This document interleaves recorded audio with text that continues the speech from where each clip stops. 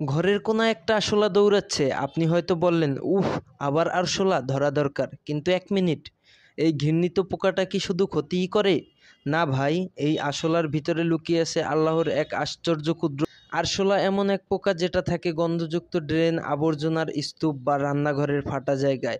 এরা নিজের শরীর নিয়ে চলে ভাইরাস, ব্যাকটেরিয়া, যেগুলো থেকে আমাদের হতে পারে ডায়রিয়া, টাইফয়েড, ফুড পয়জনিং, এমনকি শিশুদের হাঁপানির ঝুঁকিও বাড়ায়। খাবার নষ্ট করে, জামা কাপড় কেটে ফেলে, আবার বইয়ের পাতায়ও কামড় বসায়। যেই আরশোলাকে আমরা মারতে দৌড়াই, সেই কিনা পরিবেশকে পরিষ্কার রাখতে সাহায্য করে। মৃত প্রাণী, পচা প্রাণী সব খেয়ে এরা প্রাকৃতিক ময়লা পরিষ্কারে অংশ নেয়। আর সবচেয়ে অবাক করা কথা কি জানেন? আরশোলা শরীরে এমন এক রাসায়নিক উপাদান আছে যা ভবিষ্যতে অ্যান্টিবায়োটিক ঔষধে ব্যবহার করা হতে পারে। ভাবুন তো, ঘৃণিত এই প্রাণীটা একদিন মানুষের জীবন বাঁচাতে পারে।